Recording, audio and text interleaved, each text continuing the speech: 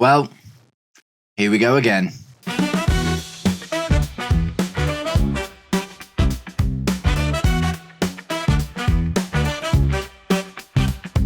Welcome, Blue Believers, to another episode of the Stamford Sync, where we are syncing up with everything Chelsea FC. I hope you had a good weekend. I hope you watched the international football and had a good time. And I hope you're ready for some inane ramblings about a subject that has been causing me personal stress. If you enjoy the content and would like to see more, please do me the distinct honour of hitting those algorithmical buttons. Please like, share and subscribe, or just roast me in the comments, whatever gets you through your day. Okay, so I'm going to start this video with, it's probably a good thing, by the way. I have just recorded this video once and I went on a inane 25-minute ramble about my feelings on the Victor Osimhen situation, which is what today's video is going to be about. I load it into my editing software and there is no audio. I actually don't know what's gone on there. It must have just been some sort of glitch because I haven't changed anything, and I'm looking at OBS now and I can see the little audio man, he's flicking up and down, so I know something's coming in. So I've just done this for 20 minutes. I'm going to try and keep it shorter this time because I don't think my heart can take it. But ultimately, maybe that got some of the dust out of my head and I can try and be a little bit more succinct now because I was feeling a bit all over the place in that last video. So, Victor Osimhen, let's talk about him. Victor Osimhen has rejected the possibility of moving to Al Hilal in Saudi Arabia. The Chelsea links had really started to die down. Even John Obi Mikel, his self-proclaimed super agent, had come out and said, no, maybe that's not going to happen. Other content creators on YouTube who are really pro Victor Osimhen had also started to be like, okay, maybe that one's not going to happen. We'd all started to move on, right? We'd all started to heal. But with the news that Victor Osimhen is set to reject Al Hilal and the bag out in Saudi Arabia, the talks are back on. So let's get a couple of things out there straight away. No, I don't really want to see Victor Osimhen come to Chelsea. That is not, I'm not really super pro that move. But before I go into anything that I'm just about to talk about, obviously, if he comes into Chelsea and bags 20 goals a season, then wicked. Do you know what I mean? Then wicked. I'm not going to be one of those guys that's like, there was a lot of talk, when Haaland scored 50 goals for Man City in that season. There was a lot of people being like, but he doesn't provide much else for the team. It's like, bro, the guy comes in and scores 50 goals. Do you know what I mean? It's like, that's you don't really need much more than that. So I'm not a super fan of Victor Osimhen, but if he comes in and does the job, then yeah, of course I'll be happy, man. I want trophies. I want to win the Premier League. I want to see my team, looking dangerous and winning game after game. And if Victor Osimhen is a part of what makes that happen, then yes, I'm a fan. My heart tells me that is not what is going to happen, and there are a few reasons why. The first reason, I'll try and be much more succinct this time than I was in my last video. The first reason I don't think the Victor Osimhen thing is going to work is precedent, right? We've been talking to and about Victor Osimhen for literal years. Do you know what I mean? Ever since his amazing season, his first amazing season for Napoli, and I think we were even linked with him a little bit before the mental season when they won the league. We've been talking about Victor Osimhen being the next Drogba at Chelsea, and I was totally there for it at the beginning. I was really, really there for it. Obviously, he looks a real player. Do you know what I mean? He looks a real player.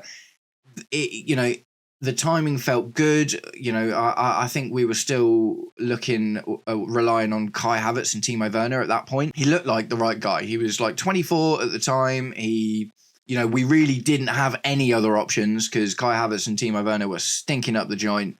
And yeah, I was in it. At that moment, I was in it. So the precedent I'm concerned about is how often are you linked with a player for a really, really long time, and there's talks and there's failed moves and we've had all of it and it doesn't pan out. So that's kind of my first problem is just we've been connected to it for so long. We've hyped it up so much. Our expectations have risen and risen and risen and risen. And that is just setting us up for an even bigger fall, isn't it? If we'd have bought him in at the time, I think it would have been on less wages than the very initial, sort of hype train that there was for him. He was obviously a bit younger. It would have been easier to think about generating money afterwards, or it just kind of wouldn't have fallen as flat, right, if we'd have got him in the moment that we were talking about him. But after 2 years, and with his expectations of wages going up and up and up and up, because supposedly his skill has gone up and up and up, right? The risk reward factor, as you know, it was kind of here before, and now it's like here. Do you know what I mean? It's like the reward could be, don't get me wrong. It's like, it's exactly what I want. The reward could be we win the Premier League and we go really deep in the Champions League and maybe even have a shot at winning that. But the risk factor now is that we are lumbered with a player who is in and around as good or worse than all of the other players we've got, but he's on 400 grand a week.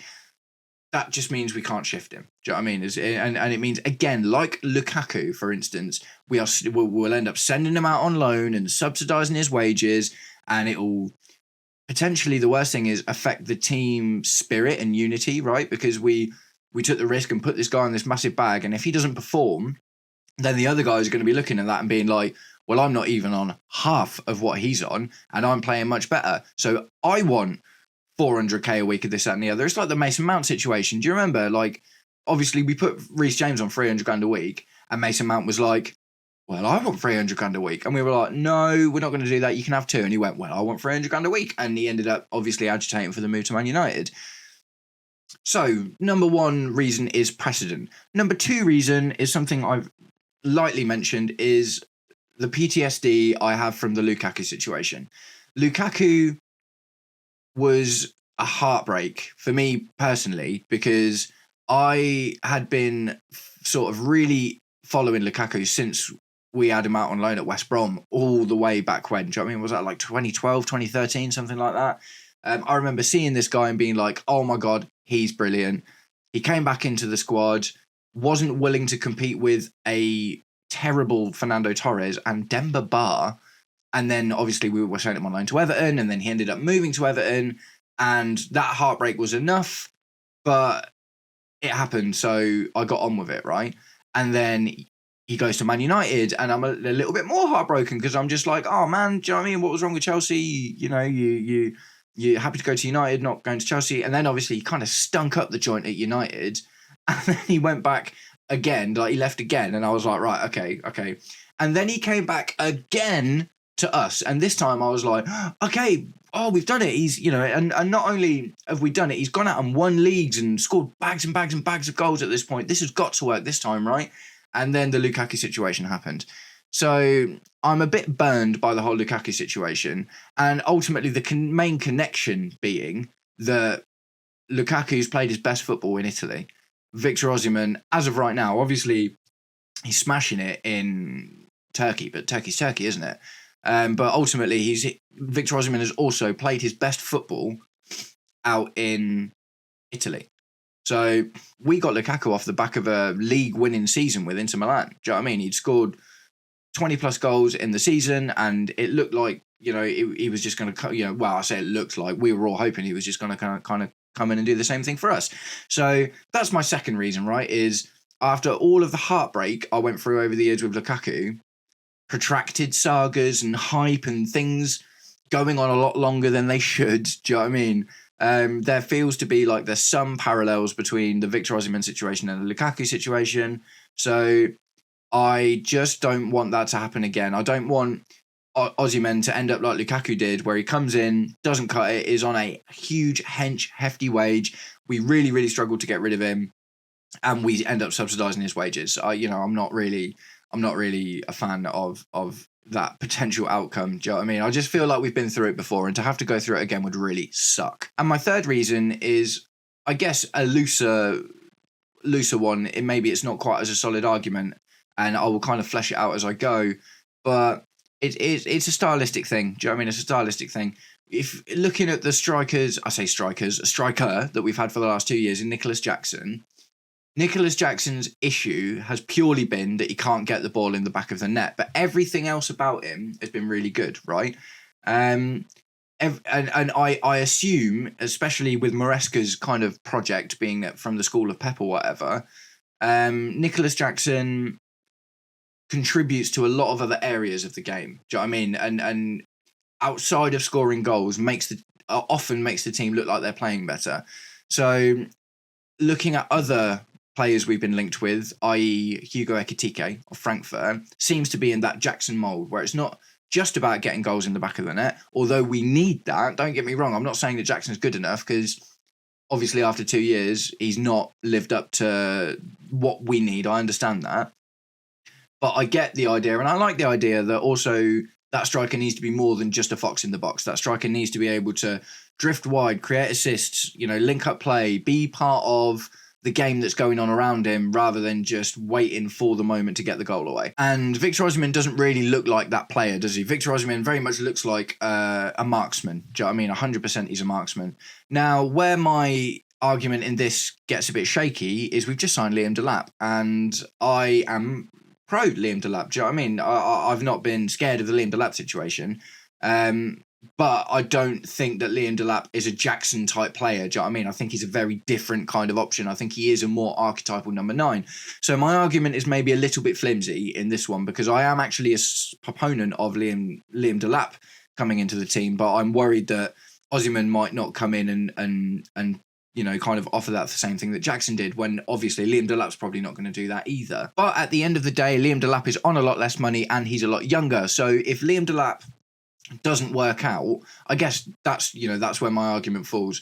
If Liam Delap doesn't work out, it's not the end of the world, because we'll probably be able to sell him on. And even if we can't, he's not on 400 grand a week, right? So, that's not the...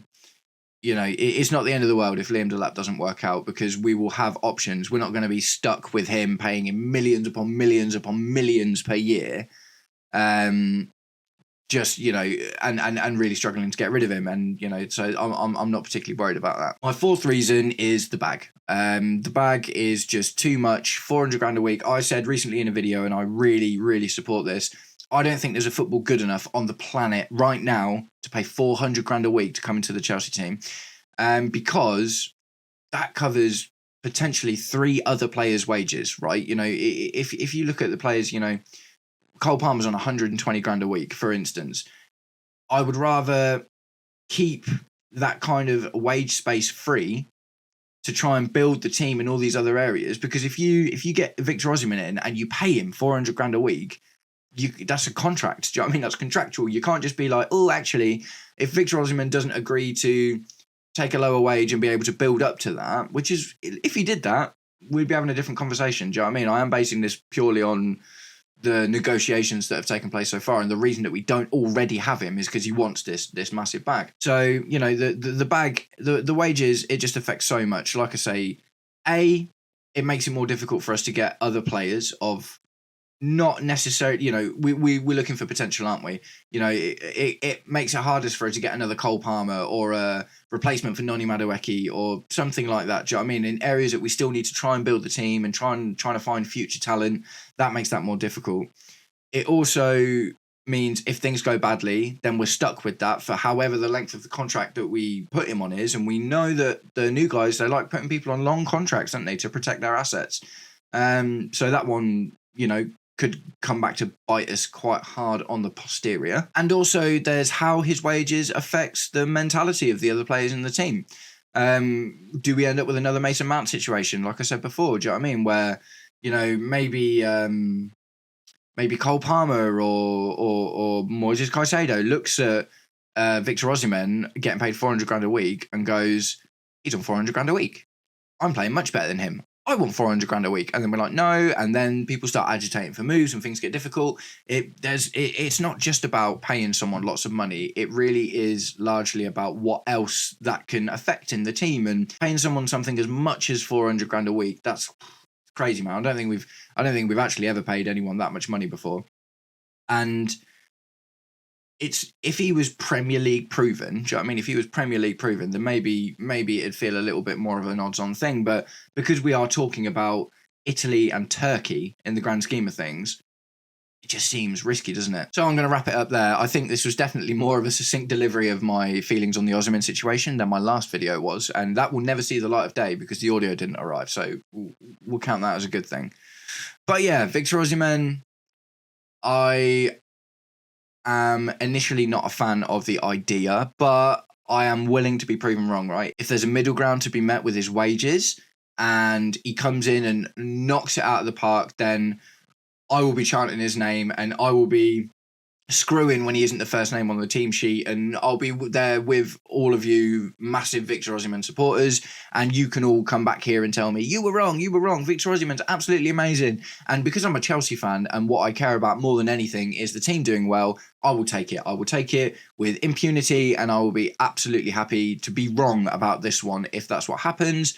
I just feel like the chance of it going well is much less than the chance of it not going well, which is, I guess, where most of my issues come from. So that is where I'm going to wrap it up today, guys. Please let me know what you think about the situation, whether you agree with me. Please tell me in the comments if if I'm not accounting for something, right? If there's kind of more, that can chill me out a little bit and make me feel a little bit better about the situation. Maybe I've skipped over something. Maybe I've missed something. Maybe there's a glaring omission that I've made that would actually indicate as to why this is absolutely the right idea.